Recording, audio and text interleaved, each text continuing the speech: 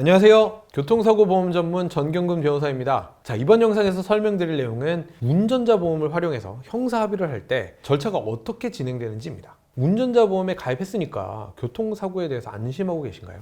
아니면 사고를 내가 당했는데 가해자가 운전자 보험에 가입했다고 해서 안심하고 계신가요? 자, 근데요, 막상 이 운전자 보험으로 형사 합의를 하려면 어떻게 해야 하는지 아시는 분은 많지 않습니다. 자, 교통사고 가해자든 피해자든 이 운전자 보험으로 형사합의가 어떻게 진행되는지를 기본적으로 알고 있어야 불이익을 피할 수가 있습니다. 사고 당사자들의 가장 기본적인 고민을 설명드려 볼게요. 가해자 입장에서는요, 내가 돈을 일단 마련해서 형사합의금을 먼저 줘야 되나? 이런 고민을 할 수가 있고요. 피해자 입장에서는요, 먼저 형사합의를 일단 해버리면 나중에 이거 돈 못 받는 거 아니야? 이렇게 생각할 수도 있습니다. 자, 운전자 보험에 가입되어 있어도 가해자나 피해자나 계속 고민이 생길 수밖에 없죠. 그래서 운전자 보험 형사합의 절차를 미리 알고 계셔야 이러한 고민들을 줄일 수가 있는 겁니다. 자, 먼저 이 운전자 보험 형사합의를 할 때는요, 보험 증권을 가장 먼저 확인해 봐야 됩니다.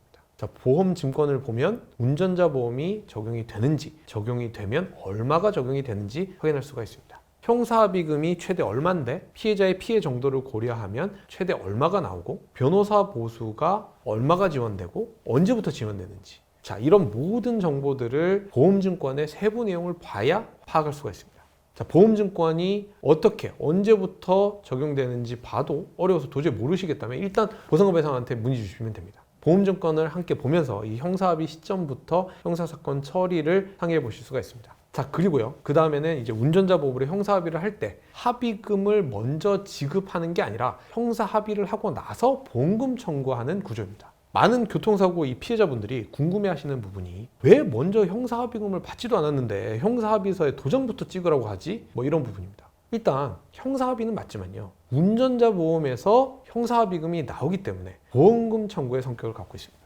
보험사에 보험금을 청구하기 위해서는 청구 서류가 필요한데요, 그 서류 중에 하나가 형사합의 사실을 증명할 수가 있는 형사합의서입니다. 자, 그래서 형사합의금을 받기 전에 형사합의서를 작성해야만 보험사에서 돈이 지급되는 거죠. 자, 물론 돈을 받기 전에 미리 형사합의를 하는 게 불안하실 수가 있기 때문에 저희 보상금회사에서는 형사합의 내용에 그러한 부분을 고려해서 내용을 작성하고 있습니다. 자, 다음에는요, 피해자 측에서 형사합의금을 직접 받기 위한 보험금 수령 위임 서류를 작성해야 합니다. 또 궁금하신 점이, 자, 만약에 형사합의를 하고 가해자가 형사합의금을 받아가 버리면 나 어떻게 해? 이런 걱정인데요, 형사합의금이 보험사로부터 피해자에게 직접 지급되기 위한 보험금 수령 위임 서류를 작성하면 그런 걱정은 하실 필요가 없게 됩니다. 자, 운전자 보험을 활용한 이 형사합의는 기본적으로 보험금 청구라고 설명드렸죠. 그렇기 때문에 보험사에 보험금 청구할 때 형사합의금 보험금을 지급받을 당사자를 아예 피해자로 직접 지정해버리는 거죠. 자, 마지막으로 운전자 보험에 형사합의금을 청구를 하고 나서 이 지급까지 기다리는 게 필요하다는 점입니다.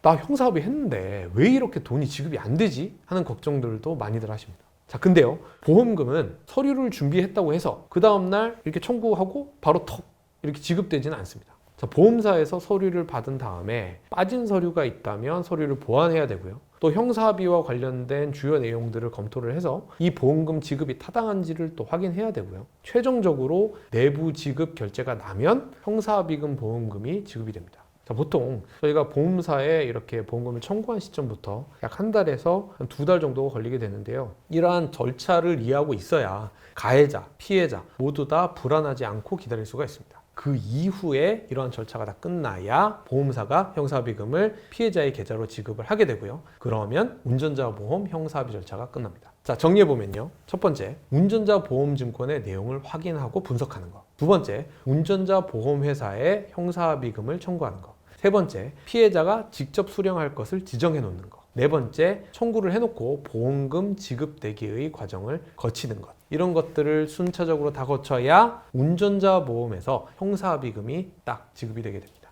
자, 이러한 전체적인 절차를 제대로 이해하고 있지 않으면 운전자 보험이 있더라도 제대로 된 형사합의금을 지급받기도 어렵고 지급하기도 어렵습니다. 형사합의를 앞두고 계시다면 꼭 이 앞서 말씀드린 내용들을 다 보시고 염두에 두고 전체적인 절차를 진행하시기를 바랍니다. 자, 이번에 설명드린 정보는 여기까지입니다. 설명드린 내용 중에 이해하기 어려운 내용이나 더 자세히 알고 싶은 내용이 있으시다면 저희 보상금회사 홈페이지와 유튜브 채널을 검색하시면 더 많은 정보를 찾아보실 수가 있습니다. 그리고 만약 교통사고가 나고 처음부터 이걸 어떻게 대처해야 할지 방법을 모르시겠다면 혼자 고민하지 마시고요. 저희 보상구배상 대표전화, 카카오톡, 카페로 문의 주시면 상담이 가능합니다. 다음 영상에서 더욱 유익한 내용으로 찾아뵙겠습니다. 감사합니다.